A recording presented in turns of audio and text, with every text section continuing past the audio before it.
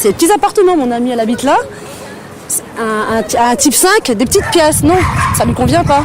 Non, là, il faut vraiment faire quelque chose. Puis même au niveau du logement, je veux dire, c'est ce que je disais tout à l'heure, je suis dans un type 2 avec 2 enfants, j'ai 2 bébés qui dorment dans la même chambre que moi. Vous trouvez ça normal? Et quand on va voir les HLM, ah bah oui, mais il n'y a pas de logement, mais ils font rien. Ils se cassent même pas la tête. Ils veulent même pas nous recevoir aux HLM. C'est pas les cités qui font nettoyer au Karcher, c'est le chômage. Parce que, tout simplement. Et j'espère que Ségolène aura une politique comme ça.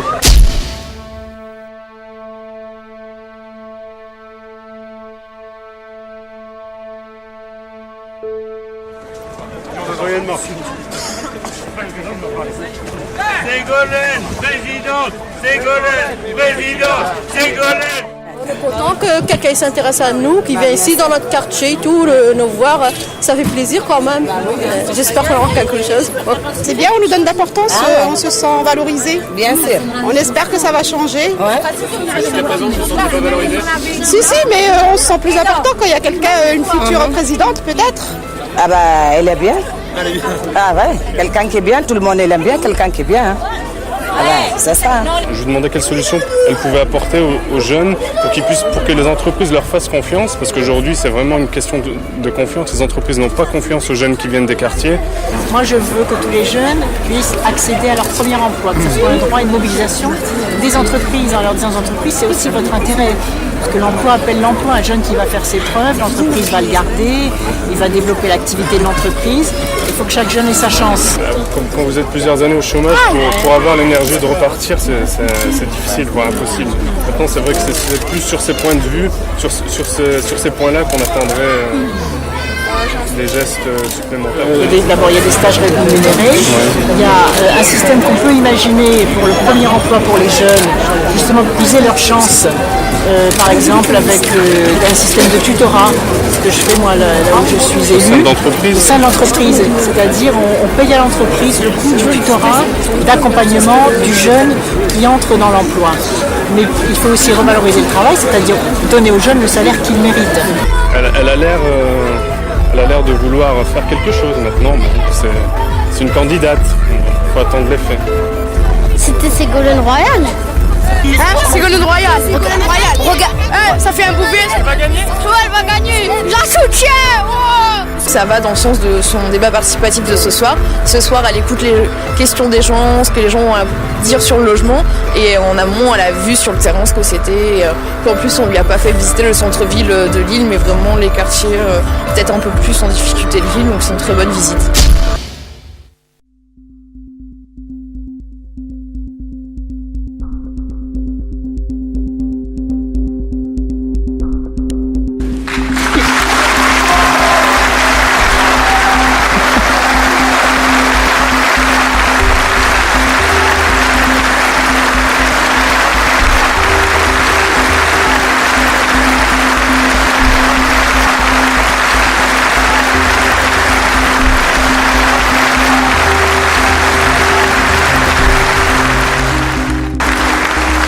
Bonsoir à tous. Merci d'être aussi nombreux rassemblés dans ce débat participatif sur un sujet qui a fait irruption dans l'actualité. Et un hiver de plus, la France a découvert cette 5e puissance économique du monde, qu'il y avait dans la rue des hommes et des femmes sans toit, et puis d'autres que l'on ne voyait pas, mais qui étaient également mal logés. Et d'autres encore qui étaient en situation de précarité, et d'autres encore qui s'angoissaient pour leurs enfants, et puis aussi les personnes âgées qui ne savent pas si elles auront, au bout du compte, toujours suffisamment de pouvoir d'achat pour rester dans leur logement. Et donc on se rend compte que la question du logement est devenue une cause nationale majeure. La France se sent aujourd'hui tirée vers le bas. Chacun s'angoisse de passer dans la catégorie qui lui est immédiatement inférieure, en se demandant jusqu'où ça va s'arrêter. Et c'est pourquoi cette question, elle est centrale, parce que c'est la dignité fondamentale de toute personne. Et c'est pourquoi la puissance publique et l'État doivent reprendre leurs responsabilités sur cette question. Et c'est pourquoi aussi il est important pour moi, qui vais remettre la question de la famille, donc du logement, la question de la lutte contre toutes les formes de précarité, donc du logement. La question de l'ordre juste et donc de la lutte contre le creusement des inégalités entre les uns et les autres devant le logement. Ces valeurs-là qui seront au cœur de mon projet présidentiel doivent être éclairées par la prise de parole de ceux qui sont au premier rang de ces combats. Je veux parler des élus des territoires qui vont s'exprimer, mais aussi des associations et des citoyens que vous êtes. Bonjour, donc moi je me présente, je m'appelle Magali, je suis représentante du mouvement des jeunes socialistes du Nord. Donc en tant que représentante d'une organisation de jeunesse, j'avais une question à poser sur le logement, parce qu'il est vrai que le problème du logement touche toute la population française, mais les jeunes sont particulièrement touchés, notamment pour le premier accès à un premier logement. Nous irons dans 3 directions, dont certaines d'ailleurs sont dans le projet des socialistes et d'autres non. D'abord en créant un service public de la caution. Mais ça sera pour les jeunes, pas seulement pour eux, mais aussi pour les familles à revenus modestes qui ne peuvent pas entrer dans le logement en payant une caution. Et donc nous créerons un service public de la caution, c'est-à-dire une prise en charge de cette caution et une garantie par l'État de la prise en charge de cette caution. Et je crois que ça bénéficiera tout particulièrement aux jeunes qui ont un pouvoir d'achat souvent réduit à 0 lorsqu'ils ont besoin d'accéder à leur premier logement. Et l'idée que nous avons, c'est de faire émerger de nouveaux types de logements où il y a à la fois les étudiants et les jeunes travailleurs dans des logements que construiront désormais les régions, l'État leur en donnant bien sûr les moyens financiers, c'est-à-dire transférant les ressources nécessaires à la mise en place de ce plan d'action. Et enfin, comme vous le savez, nous créerons l'allocation d'autonomie pour les jeunes. Et dans le cadre de cette allocation d'autonomie, qui se complète par les allocations au logement, l'objectif, c'est de permettre justement aux jeunes d'accéder à leur autonomie, et on sait que la base de l'autonomie, c'est le logement. Je souhaite que nous puissions continuer à travailler pour y trouver des solutions. Sans doute qu'on ne les a pas tous. Enfin, il y a d'autres prises de parole tout à l'heure. Donc voilà une question qu'il faudra approfondir ensemble. Très bien, merci Ségolène. On a eu à déplorer dans cette ville, malheureusement, à la fin de l'été, 6 morts. 6 morts dus à des marchands de sommeil. Alors pourquoi les marchands de sommeil? Alors première question d'abord, que faire pour lutter contre ces marchands de sommeil? Deuxième question, déduite de la présence des marchands de sommeil, pourquoi ces fameux marchands de sommeil?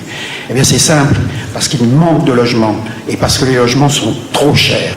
Il existe une loi qui est la loi de 1945, une loi qui a été votée par le Conseil de la Résistance au sortir de la guerre, qui permet de réquisitionner des vacants et de placer des familles en cas de besoin.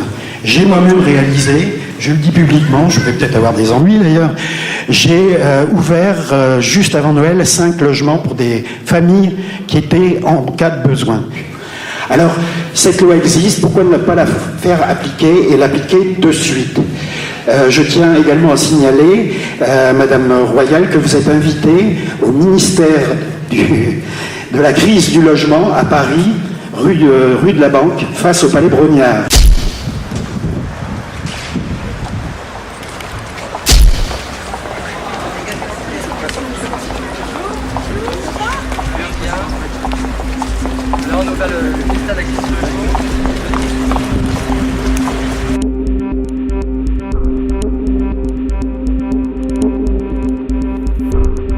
Bonjour Ségolène Royal, c'est gentil de venir nous voir. Oui, vous m'avez invité, je viens. Voilà, je pense donc que vous êtes sur une lutte tout à fait cruciale. Oui, la déléguée des familles qui habitent ici. Donc on a ici à peu près une 50aine de personnes qui logent dans les étages supérieurs. Et des précaires, donc des salariés également, qui pourraient se loger si le marché était à un niveau normal.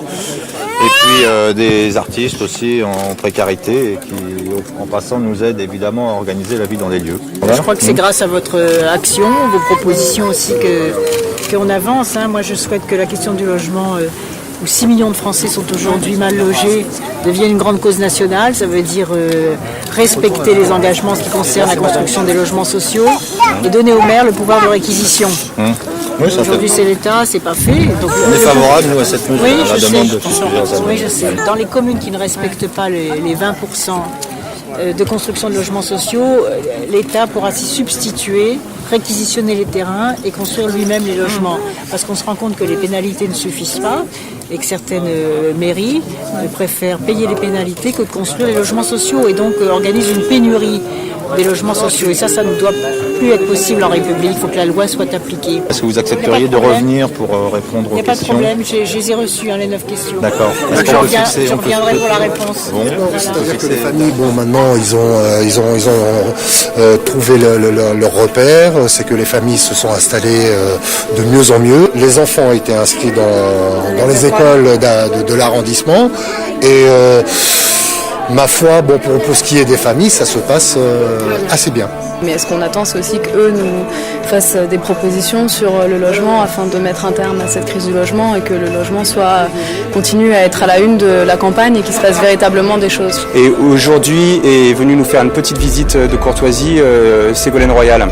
Sachant qu'à chaque fois on pose des questions assez précises, 9 questions, c'est des débats d'1 heure, dans ce qu'on a fait avec les autres. Là, Ségolène venait juste nous voir un petit peu et on a pris rendez-vous pendant 15 jours pour poser des questions un peu plus précises sur le problème du logement. Donc ces familles-là sont prêtes à aller jusqu'au bout pour le relogement, étant donné qu'ici en France, le logement c'est un droit.